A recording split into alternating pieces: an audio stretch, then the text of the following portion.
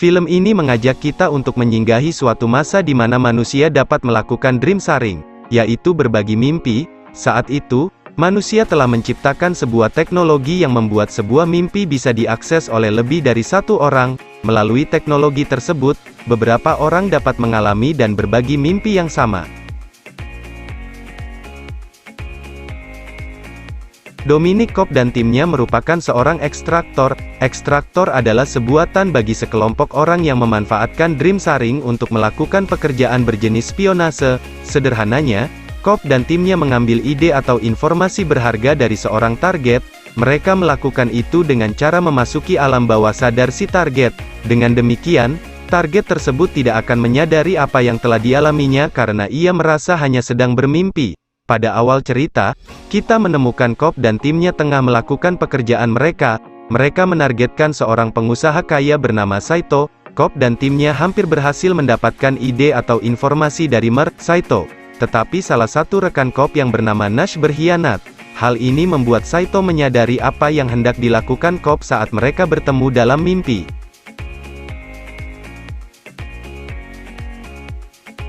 Selain itu, faktor utama yang menyebabkan kegagalan Cobb dan timnya adalah kemunculan seorang wanita bernama Mal. Mal adalah istri Cobb yang telah meninggal. Namun, Mal sering menampakkan diri dalam mimpi Cobb.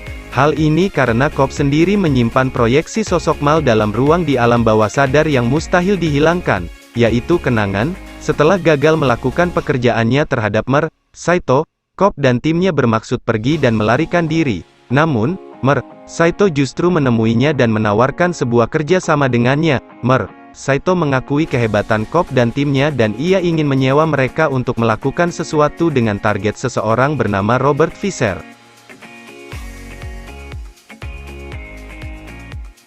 Robert Fisher merupakan anak dari Maurice Fisher. Sementara itu, Maurice Fisher adalah pemilik perusahaan yang menjadi saingan Mr. Saito. Mr. Saito mengetahui bahwa Maurice akan mewariskan seluruh harta dan aset-asetnya kepada Robert.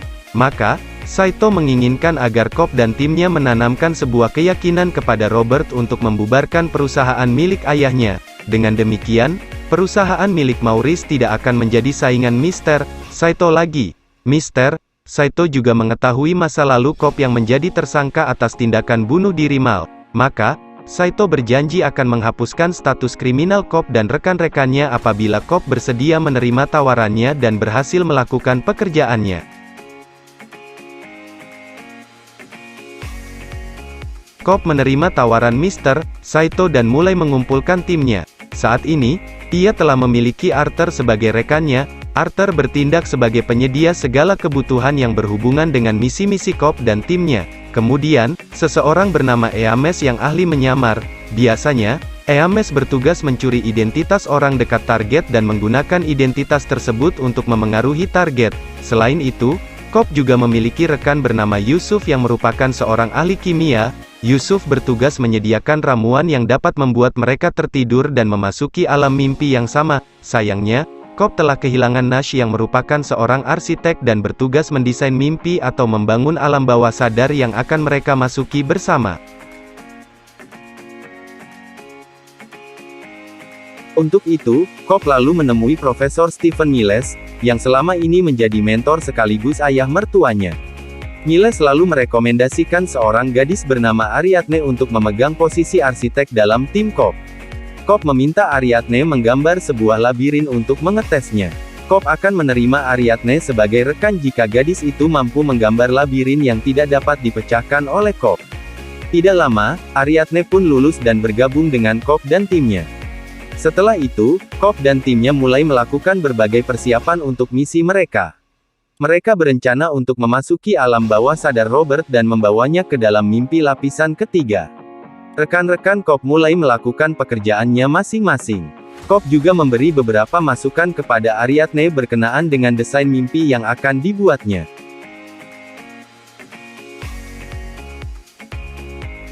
Sebelum melanjutkan, kita akan menyimak beberapa aturan dalam dream sharing.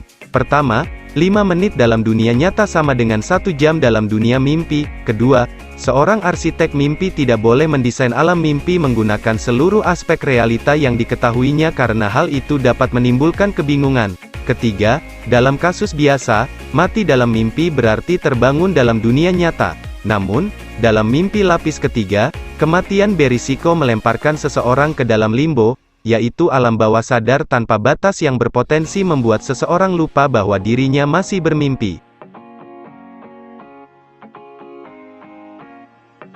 Untuk menyesuaikan dengan kondisi dan situasi misi mereka, Cobb menyarankan Ariadne membuat sebuah totem. Totem adalah benda yang akan menjadi penanda apakah seseorang berada dalam mimpi realita.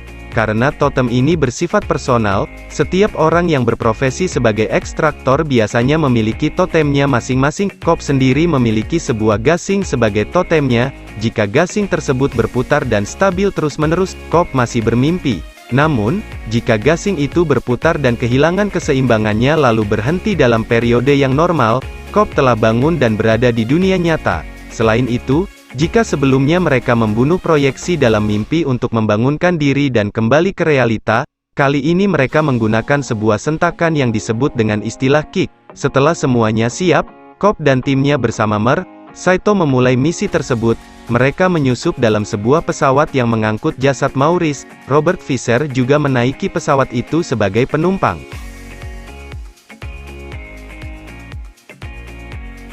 Selama penerbangan itu, Cobb dan timnya, termasuk Mer, Saito dan Robert tertidur setelah menenggak minuman yang mengandung ramuan dari Yusuf. Mereka semua pun muncul dalam mimpi lapisan pertama, yaitu mimpi milik Yusuf. Cobb, timnya, dan Saito menemukan Robert dan menculik ahli waris Maurice tersebut.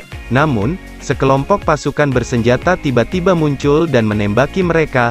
Ternyata, pasukan bersenjata itu adalah mekanisme pertahanan alam bawah sadar Robert. Mereka pun menyadari bahwa pesaing Mer, Saito itu juga menyewa jasa ekstraktor dan telah melatih Robert untuk memiliki mekanisme pertahanan dalam alam bawah sadarnya.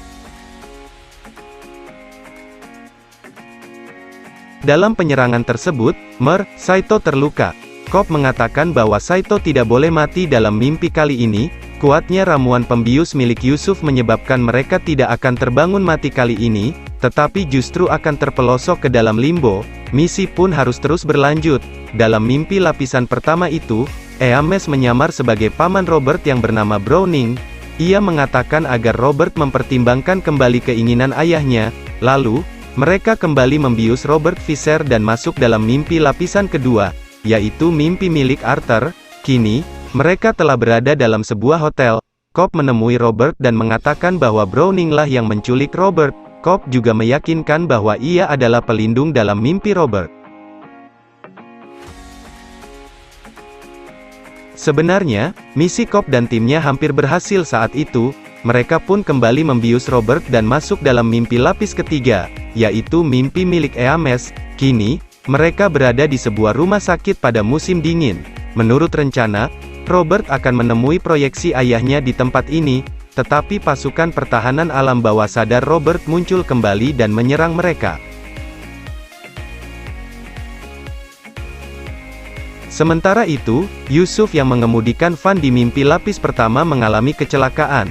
Dalam mimpi lapisan kedua, Arthur berusaha menghalangi pasukan alam bawah sadar Robert sambil mengatur timing untuk meledakkan dinamit yang dipasangnya di beberapa tempat, dan Eames tampak bersama Robert dalam mimpi lapis ketiganya. Namun, Mal tiba-tiba muncul dalam mimpi Eames dan langsung membunuh Robert. Cobb kemudian membunuh Mal dan merasa putus asa karena mengira misi mereka telah gagal. Akan tetapi, Ariadne menemukan sebuah solusi. Ia mengajak Cobb untuk memasuki lapisan mimpi karena ia yakin mereka akan menemui Mal dan Robert dalam mimpi Cobb. Maka, Cobb dan Ariadne pun memasuki alam yang ternyata adalah limbo. Lalu, Cobb pun mengungkapkan kisahnya dengan Mal pada Ariadne. Ariadne kemudian menemukan Robert dan memberinya sentakan sehingga Robert kembali terbangun dalam mimpi lapisan ketiga bersama Eames. Robert pun bertemu dengan ayahnya dan menangkap pesan sang ayah yang mengatakan agar ia menjadi dirinya sendiri dan mengikuti jalan hidupnya sendiri.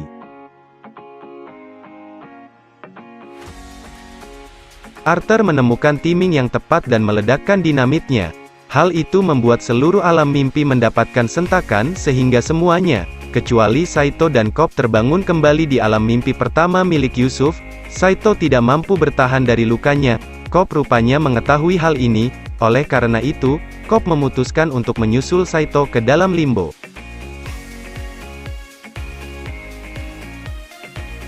Dalam limbo, Cobb bertemu dengan Saito yang menjadi sangat tua. Ia lalu mengingatkan Saito mengenai misi dan perjanjian mereka. Kemudian, semua orang terbangun saat pesawat yang mereka tumpangi mendarat di Bandara Los Angeles. Cobb berjalan keluar dari pesawat dan mendapati Profesor Miles telah menjemputnya. Ia lalu pulang dan melihat kedua anaknya. Sebelum menemui anak-anaknya, Cobb memutar totem gasingnya untuk mengetahui apakah ia kini masih bermimpi atau telah berada dalam kenyataan yang sebenarnya. Akhirnya, kita akan melihat Cobb yang memeluk anak-anaknya dan meninggalkan gasingnya di atas meja. Entah gasing tersebut akan berhenti atau terus berputar.